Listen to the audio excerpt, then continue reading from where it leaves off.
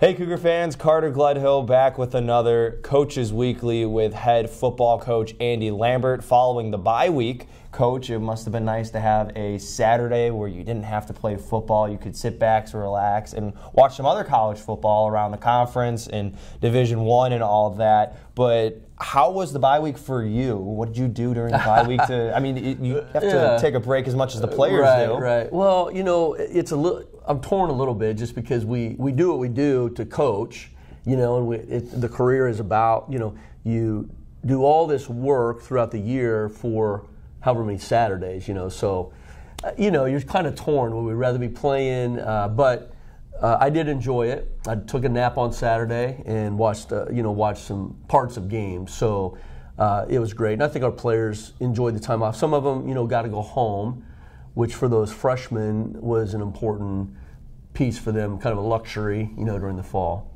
Well, you talk about those freshmen that get to go home for a little bit. Some of these guys might have not been able to go home or see their families since the beginning August 7th, 8th. August 7th, as we talked about in the past. When you first came back and you had your first team practice after the bye week, was there a new sort of energy with this team? Did they seem refreshed and maybe somewhat like the beginning of the season where they're not as mentally drained out or physically drained out? It was a great break for the team? I think it was. Interestingly enough, with our practices, they've sort of been the same throughout the year. So it's been a great positive for us that on Mondays, I'm just trying to think back. Rarely have we come in and felt like as a staff, oh wow, they're just too down in the dumps, or whatever the situation might be. So that's been interesting. So I couldn't necessarily say there was a change, but that's not a bad thing because our Mondays and have been pretty lively. We kind of changed some things up this year, as opposed to a lot of years in the past, and we're doing more on Mondays. So anyway, yeah, we've had a good week of practice, and today we'll kind of do what everybody is calling no sweat Thursdays, across the country, and that's a trend that we're kind of on the back end of that trend now. But no, they've been good the first 3 days and been pretty dang lively. And those young guys, man, those freshmen, they're hard to keep down, and they've really just been, super glad to be at practice and running around.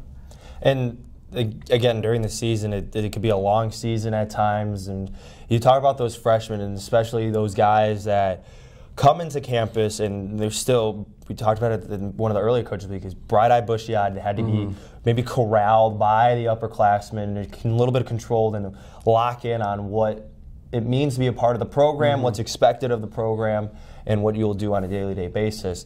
Are there any players that you've seen in practice that have stepped up in a role where they're Energizer bunnies, they're leaders in practice? And I know on your team you have the special honor every week of the number 0 for Scout Team Player of the Week. Yeah. Well, one guy that comes to mind is a freshman who's played, and maybe he's played every snap, I don't know on defense, but Brandon Arredondo. And so he just brings an intensity to practice and to football. He's really serious about football. He works out on Sundays. It's just a whole mindset for him. But he really, I think, would epitomize the freshman class in that, he's really serious about football, and he loves practice, which is kind of a rarity, particularly for young guys. And so every day he comes, he is bringing his best shot. And so he's one guy, out of many that I could throw out there as I'm thinking through. But we pretty much notice him playing hard, trying hard, giving it his best shot every day, whether it's a walkthrough, whether it's in the weight room. He's a fantastic lifter. And but I think there are a lot of guys who are moving toward that level. But he's one guy that comes to mind right away. And it's that linebacker core for your team that just seems like it's the backbone of the team, or the defense, I should say. And Trayvon Thomas, Brandon Arredondo, Brandon Montford, those guys seem to understand the importance of their roles. They take the extra steps, as you mentioned, with Arredondo going off the field and the lifting and everything like that. And you talked about those guys buying into that a little bit more. They're starting to change with that. As a coaching staff, how does that make you feel when you can see the younger guys starting to follow lead of another guy on the team, and it's not something that you have to say. It doesn't mean that your defensive coordinator, Lamont Butler, has to say you guys are going to do extra reps in the weight room or extra reps after practice.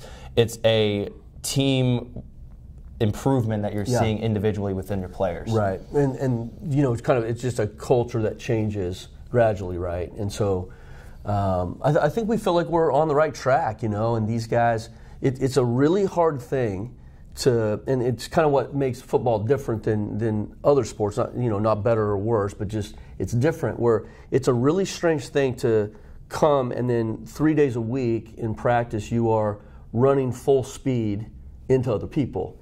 You know, so the physical piece of it, where it's not just like grabbing people and hugging or catching, it's like boom, it's like striking. And you know, you kind of think about that with the O-line and D-line, they're physical every snap, but then it's the whole team, right? And it's a whole thing to try to get guys to be physical in practice, whether it's for 10 reps or whether it's, for 20 or 25. And so you have to have guys who lead the way. So we can talk about all we want, just like you said, Coach Butler, or on offense, or blocking on the perimeter, right? We can talk about that all we want, but until you have guys who actually do it and who actually act like they like it, and are creating this aura of this is what we do at practice, this is how we play football, then you're always striving for that. So we're reaching levels that I think are acceptable now, and now we just have to move with more of our guys to places that are exceptional in that, wanting to practice football in a physical way. And again, not grinding. That's just what football is, and we joke all the time. This isn't true, but I know you're a baseball guy, but the basketball analogy that we use is like, if you take the physical kind of collision out of football, it's like taking the basket away from basketball, right?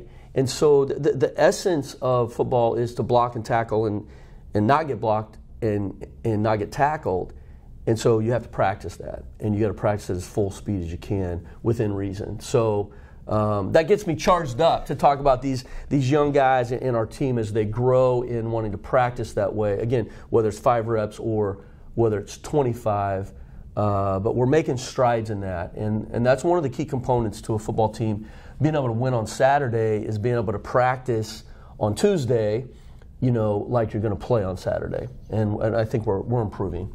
Well, you have a chance to pick up another win this weekend, or go for that, against Wisconsin Lutheran College. You'll be on the road again, so again, you road this week, and then you have the following week where you'll be at home, your final home game against Benedictine University, and one more road game after that. But against Wisconsin Lutheran College, this is a team that is kind of had this sneaky season. They're 3-4, but in the last 2 games they've put up 50 points. It's been the first time in program history, actually, that they've put up consecutive games of 50 points or more. So you get to a conference opponent that is a little bit under the radar, 3-4. You don't really know what you might get from them, but you know what kind of recent games have shown. Yeah. Coming off of this bye weekend, as you mentioned, you have a nice break, and you're getting ready to go back on the road. What's the mindset for this team, the scouting report on the Warriors for Saturday? Well, they're really good, and so they've made a lot of progress. They're playing better this year now than they were at this time last year, which is a testimony to their players and coaches. So they've got a running back that's really good, and their scheme fits him really well. In the games where they've scored a lot of points, the receivers are great ball catchers, with contested kind of situations. And, they've played 2 or 3 quarterbacks, and all of them are good players. So they've just got a lot of momentum, They're fighting. They play extremely hard. And so, for us, they're not under the radar, and of course anybody on a 2-game winning streak would not be. But we're going to need to play, and that's our desire every week, is to play the best game of the season, right, in all facets and with all of our guys making improvement. But, again, we're going to need to hold the football and get first downs on offense to keep the ball away from them. And then, we just have to manage, like we talk about every week, the throws that are deep. Can we keep them down in front of us? And then this week, like it was at Lakeland, we're going to have to tackle. And we didn't tackle at Lakeland. And we've got to do a lot better in tackling number 24, this week. Well, the Cougars get ready for another road contest this weekend at Wisconsin Lutheran College at 1 p.m. Coverage of the game and everything CUC football can be found at cucougars.com. I want to thank head coach Andy Lambert again for sitting down with me. Thank you. And best of luck this weekend. Look forward to talking to you next week for the home finale. Okay, thanks a lot. Yep. And as always, go Cougars.